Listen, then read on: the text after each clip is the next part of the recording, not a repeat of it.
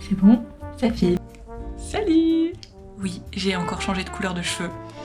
Écoutez, c'est la rentrée. La rentrée pour moi c'est un peu comme la nouvelle année. Je vous en parlais dans mon précédent vlog. J'ai vraiment 2 nouvelles années. J'ai le 1er janvier comme tout le monde et j'ai septembre. Le côté on reprend l'école et du coup c'est le retour des projets, on peut remettre à plat certaines choses. Bref, j'adore ça. Donc pour célébrer cette rentrée 2024-2025, il fallait que je fasse quelque chose à mes cheveux. Je suis super contente de vous retrouver pour ce nouveau vlog que je filme vraiment quelques jours après avoir clôturé le précédent. Mais j'étais trop impatiente de vous parler de ce que j'avais envie de faire là dernièrement. En fait, pendant les vacances, j'en ai vraiment profité pour me reposer déjà, ça m'a fait beaucoup de bien. J'ai beaucoup retrouvé aussi le plaisir de dessiner et en fait ça m'a fait du bien de me rendre compte que j'arrivais encore à dessiner, que c'était pas quelque chose que j'avais perdu ou quoi que ce soit, donc bref. C'était vraiment un sentiment très plaisant et on en avait déjà parlé, mais vraiment le rapport que j'ai au carnet à croquis est assez compliqué alors que ça devrait être quelque chose de très simple. Et en fait, il y a quelques jours pendant les vacances, je tombais sur une vidéo. Je la trouvais hyper intéressante. Cette vidéo parlait en fait du processus de création par rapport au résultat. Et à quel point, quand on est artiste, on a tendance en fait à ne se focaliser que sur le résultat.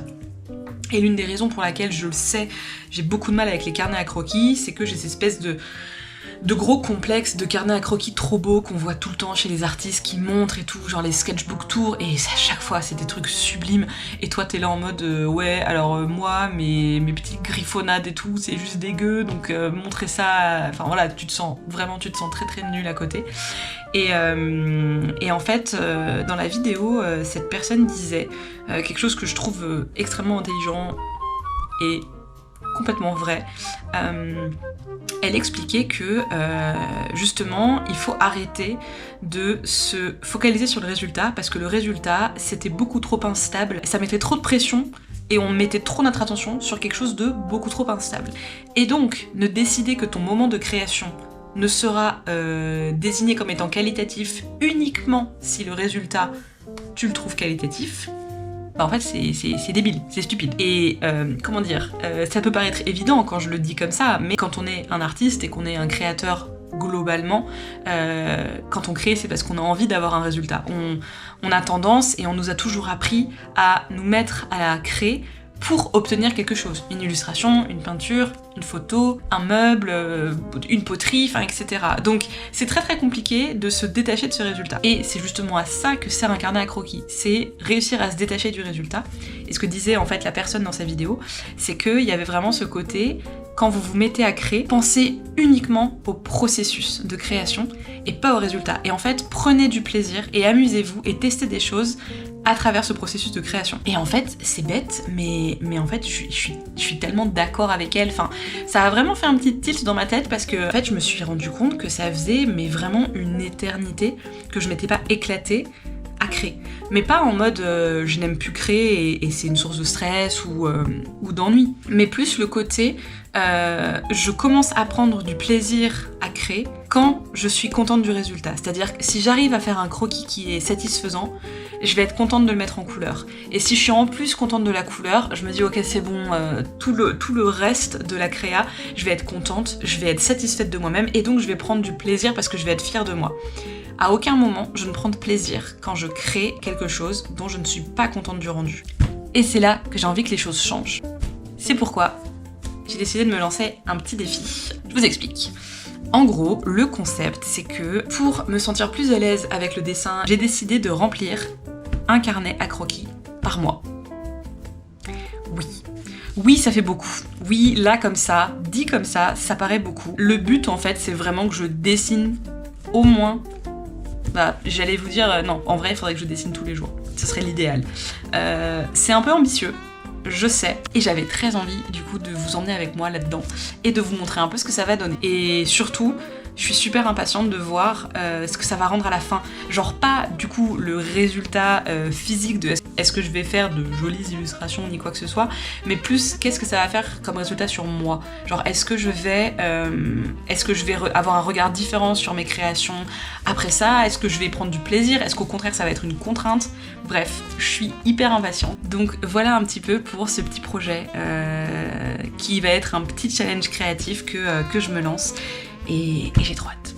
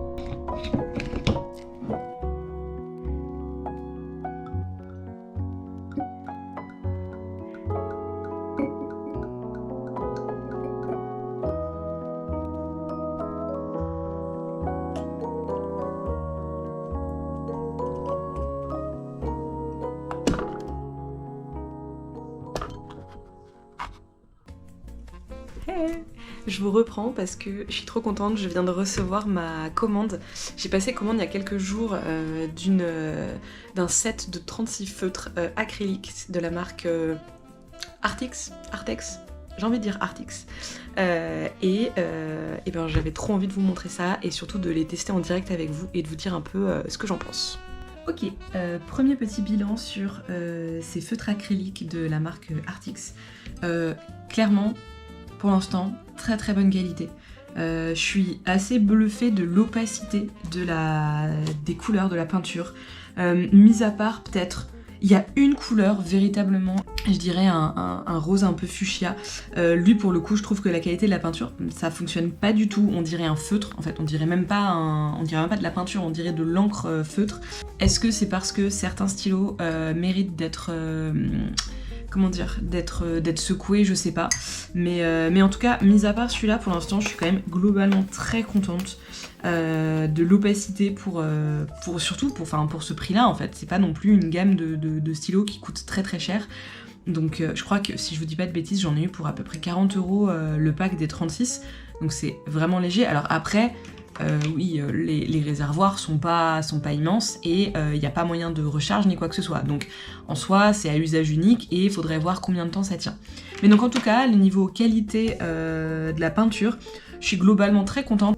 Même le blanc est quand même particulièrement couvrant. Le petit point, moi, que je surveillerais, c'est la pointe. En fait, si vous regardez, la pointe a l'air assez fine comme ça, et ensuite s'épaissit, mais elle est très molle. Le bout de la pointe étant très molle, je pense très sincèrement que il va falloir voir sur le temps, mais je pense que la pointe peut s'écraser et vous savez un petit peu se départager ou s'effilocher. Donc ce sera à voir, mais je pense que c'est des stylos, il faut vraiment les manier avec précaution parce que comme la pointe est molle, elle est très vite déformable. Donc voilà, et à mon sens, je vais faire des tests un peu plus prononcés, mais pour moi, ce ne sont pas du tout des stylos à utiliser pour des détails. La pointe est beaucoup trop épaisse et beaucoup trop molle pour des détails. À voir si c'est pas envisageable de utiliser un pinceau fin et de le passer sur la pointe pour récupérer un peu de peinture. Maintenant, je suis moyennement convaincue par cette option parce que le bon point, mais vraiment, c'est un trop bon point pour un carnet à croquis, la peinture sèche ultra vite. Et j'ai pas un papier buvard en plus, donc j'ai dû tester sur du 140 grammes. Il n'y a aucune transparence, la peinture ne pénètre pas dans le papier pour tacher la page de derrière. Et ça sèche mais vraiment en quelques secondes. Donc ça c'est super cool parce que c'est des pinceaux, enfin c'est plutôt des stylos que j'avais envie de trimballer avec moi, notamment pour peindre un peu à droite à gauche, parce que ça nécessite pas d'eau, ça nécessite pas pinceau ni quoi que ce soit. Et le fait que ça sèche vite, ça veut vraiment dire qu'on peut les utiliser à vitesse grand V, les ranger et ensuite on est tranquille. Donc ça c'est vraiment un super bon point.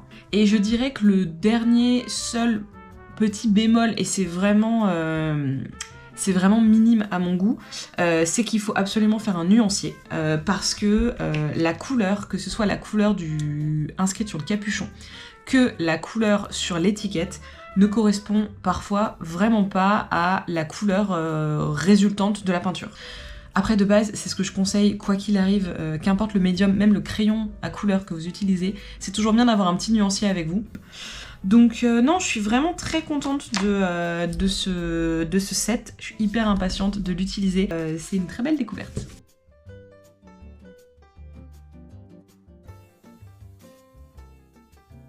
Hey, on se retrouve dans une ambiance un peu cocon. Le temps s'y prête tellement bien. Je sais que tout le monde rouspète parce que l'été est déjà terminé et qu'on a vraiment un temps automnal.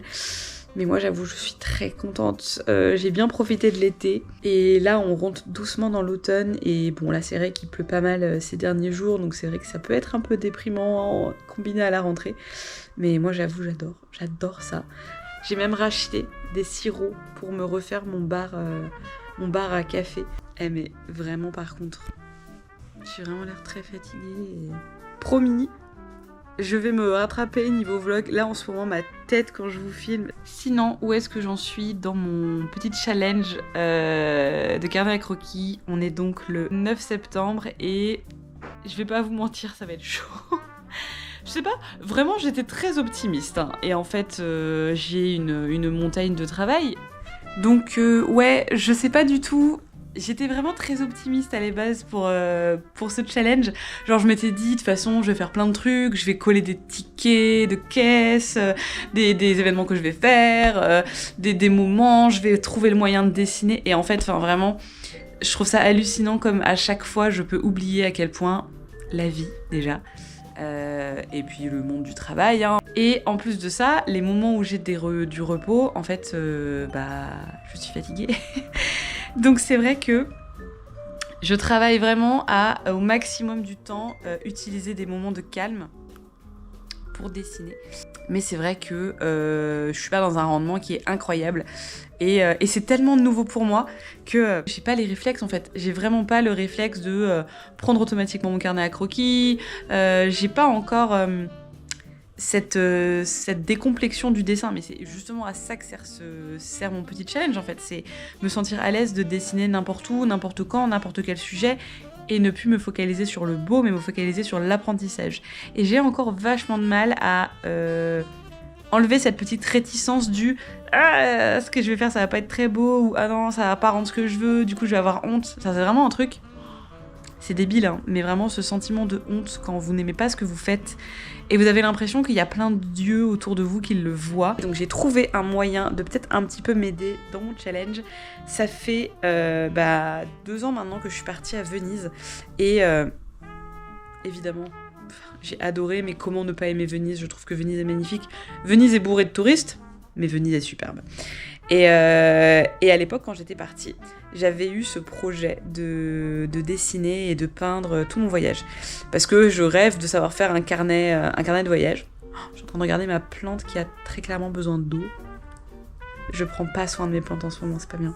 Et je me suis dit, mais voilà, t'as envie de dessiner, t'avais envie de dessiner Venise, utilise les photos que t'as prises pour justement dessiner et remplir ton foutu carnet à croquis. Donc je pense que je vais faire ça. Le seul truc qui me dérange un peu en fait, c'est le côté faut que je sois devant un écran pour dessiner et c'est un peu relou. Et donc faut que je vois un peu et j'ai vraiment une imprimante d'une qualité catastrophique, donc du coup je peux même pas imprimer les photos chez moi et les dessiner. Donc il faudrait que je les bascule sur mon iPad ou je ne sais quoi, ou sur mon téléphone pour pouvoir les avoir sous la main et pour pouvoir les dessiner sur mon carnet à croquis. Ce serait un peu le plan. Petite revue du carnet à croquis pour l'instant que j'ai fait. Il n'y a pas énormément de choses, mais je m'entraîne un peu au visage et aux expressions. J'essaye un peu en regardant des vraies photos, j'essaye de les retransformer un peu en cartoonesque. Ça, j'étais plutôt contente. Pareil, je me suis réentraînée au portrait et franchement, je suis assez contente du rendu. Surtout cette madame, j'aime beaucoup. C'est un style que j'arrive à adopter assez naturellement, donc je suis assez contente. En vrai, j'étais vraiment très utopiste de penser que j'aurais que j'aurai la possibilité de le remplir en septembre. Je pense que ça va se transformer, parce que j'ai quand même marqué septembre 2024.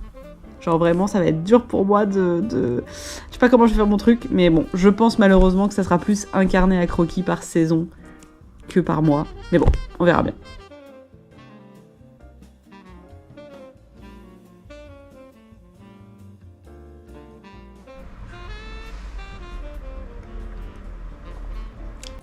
Bon, c'est un peu le chaos ce vlog pour changer. J'ai vraiment très peu de temps pour créer en ce moment.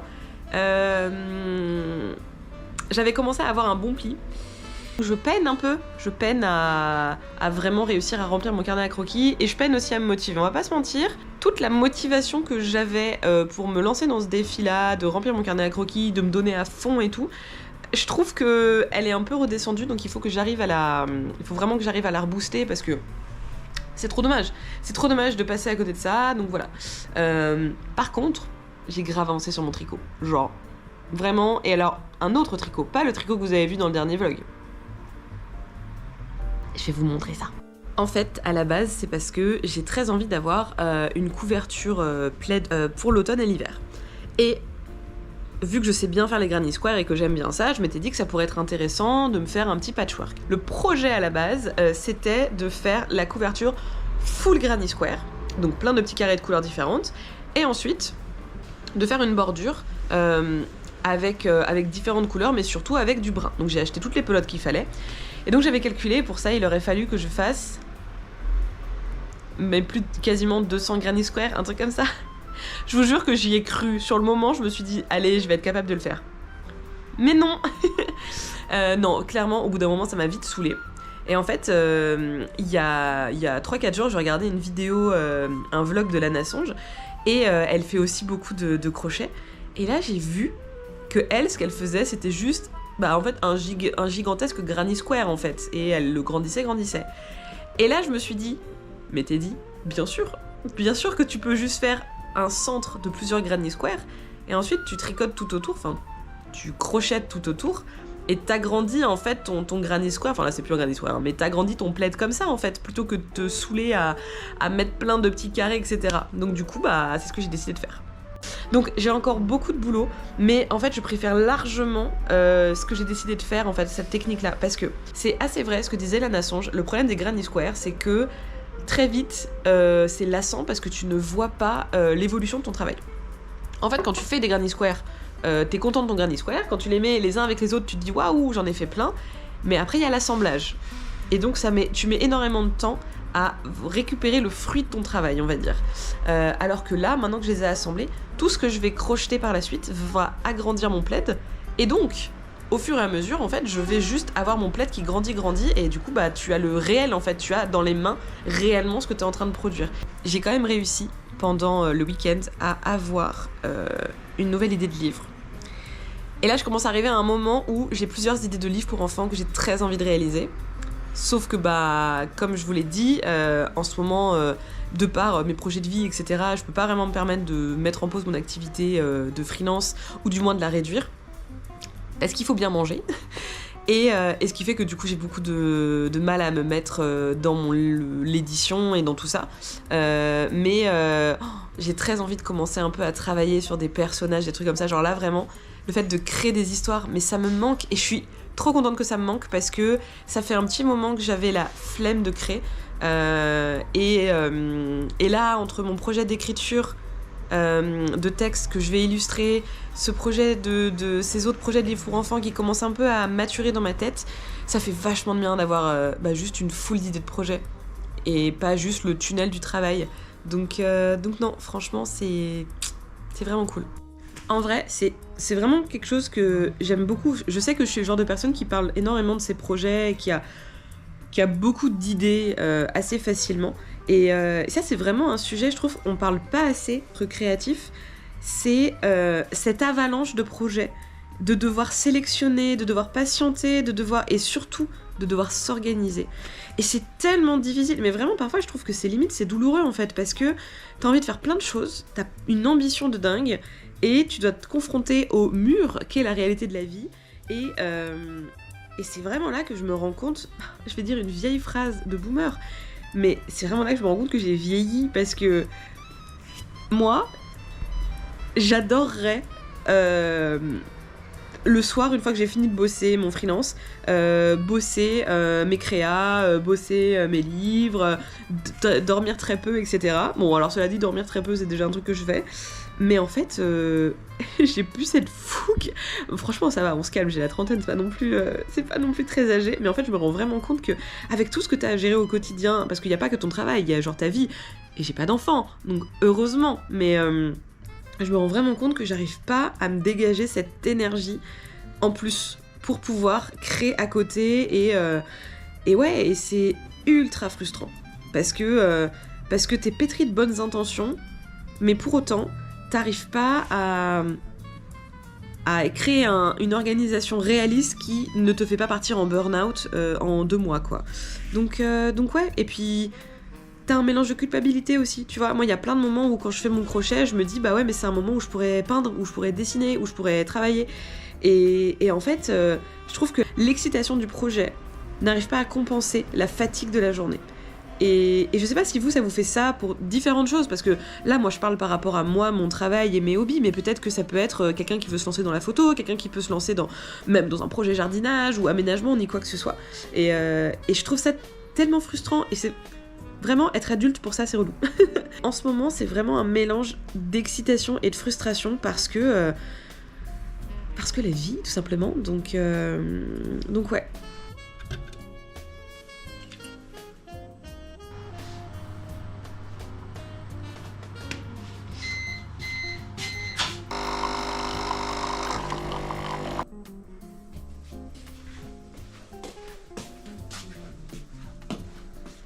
Alors là, on est sur une ambiance, je crois qu'on peut pas être plus automnale. Il fait gris, il y a du vent et de la pluie. On est officiellement, c'est bon, en automne. Et je suis malade, j'ai un rhume. Vraiment, le petit cardigan blanc, franchement, moi je m'y sens. Je m'y sens. Je vous reprends pour clôturer ce vlog. Je pense qu'il est déjà pas mal long.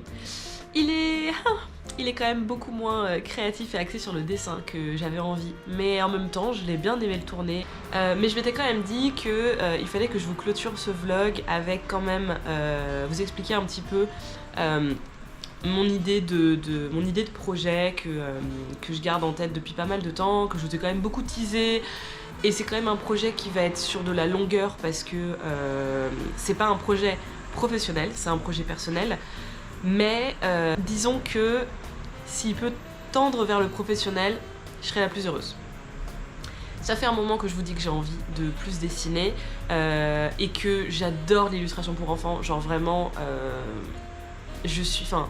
je me suis tellement épanouie à réfléchir sur mon livre et oui, pour le moment ça n'a rien donné, aussi parce que j'ai conscience que c'est arrivé, j'ai terminé mon livre à un moment où toute la partie professionnelle de mon quotidien était en train d'exploser, et ce qui est vraiment génial. Et donc forcément, au lieu de passer mon temps à communiquer sur mon livre, à contacter des maisons d'édition, à les relancer, à dessiner un peu plus, tout ce temps-là je l'ai passé à travailler. Alors forcément, du coup ça crée aussi énormément de fatigue. C'est compliqué aussi de se dire allez, je vais quand même passer 2 heures tous les soirs à dessiner. Bon, souvent on a envie de se vider la tête. Et moi je suis désolée, j'adore le dessin, mais ça n'est pas un hobby. En fait, j'ai mis beaucoup de temps à comprendre ça. Dessiner pour moi n'est pas un hobby, dessiner c'est un travail, et c'est pour ça que j'ai envie d'en faire mon métier. Faire du crochet est mon hobby, par exemple, de la décoration, lire ou ce genre de choses, mais vraiment dessiner, c'est pas quelque chose que je vais faire juste pour le plaisir. Pour moi, ça me demande énormément d'énergie et énormément d'implication.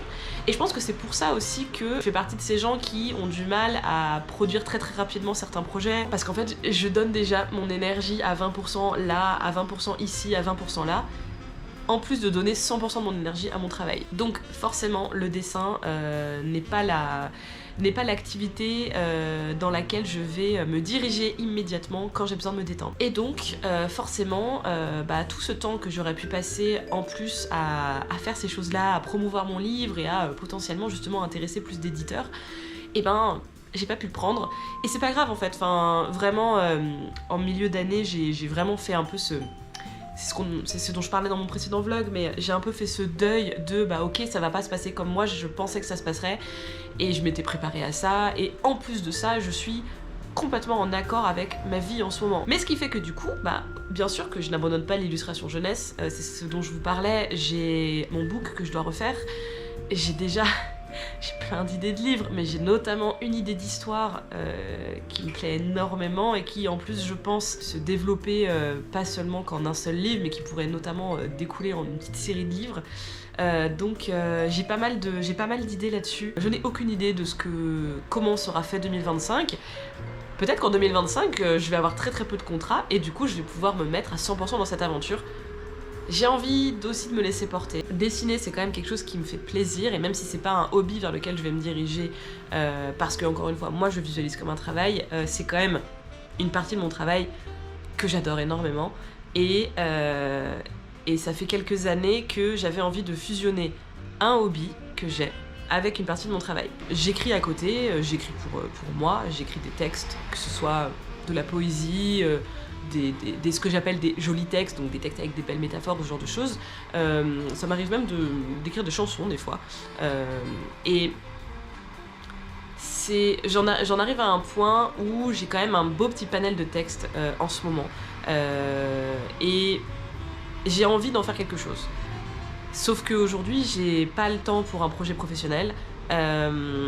Et en plus de ça, je crois que je n'ai pas envie d'ouvrir la porte sur ce projet sur un prisme professionnel. Je m'explique.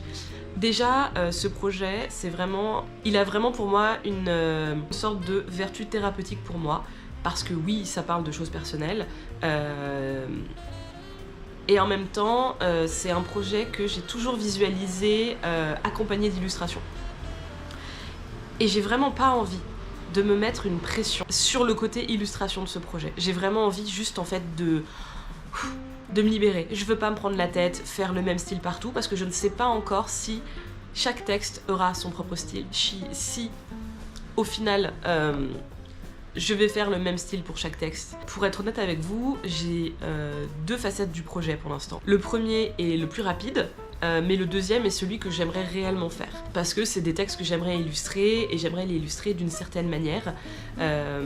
Maintenant ça prend du temps, c'est un exercice que je n'ai jamais fait, vraiment pour le coup, parce que ça se rapproche du coup quand même un peu de la BD, même si c'est pas du tout mon secteur à moi, mais bon, ce serait une BD un peu particulière. Je dirais que ça va plus être de la poésie illustrée. Et je sais pas du tout en fait ce que ça va donner, et j'ai pas envie, vous savez, d'avoir dès le début cette espèce d'auto-jugement extrêmement sévère qu'il faut faire de la qualité parce que ça va être envoyé à des éditeurs ou à des galeries, et que du coup il y a une pression de malade. Je veux me départir de ça, vraiment. Mais ça veut pas dire que je n'ai pas envie que ce travail soit reconnu.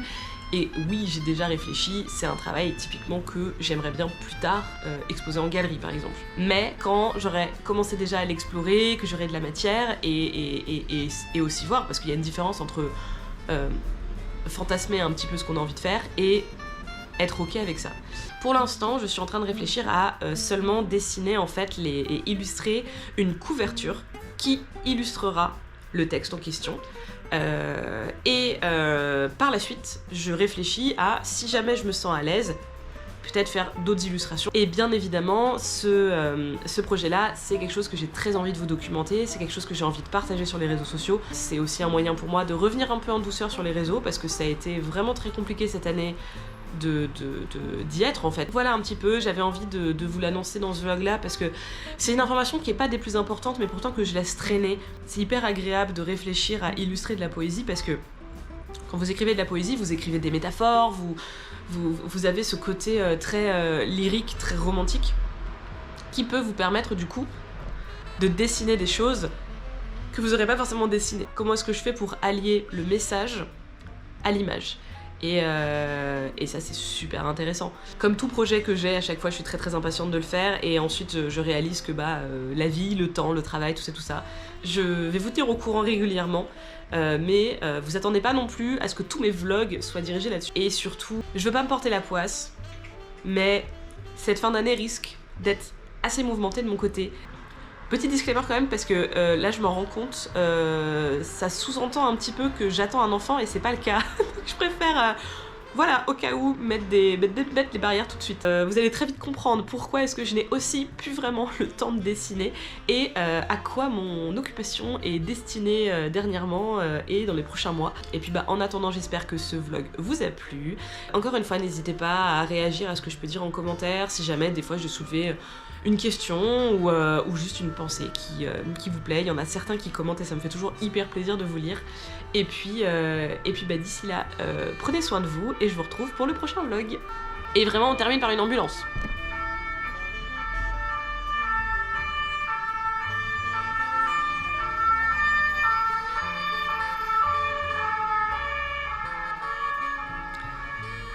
Voilà. Salut!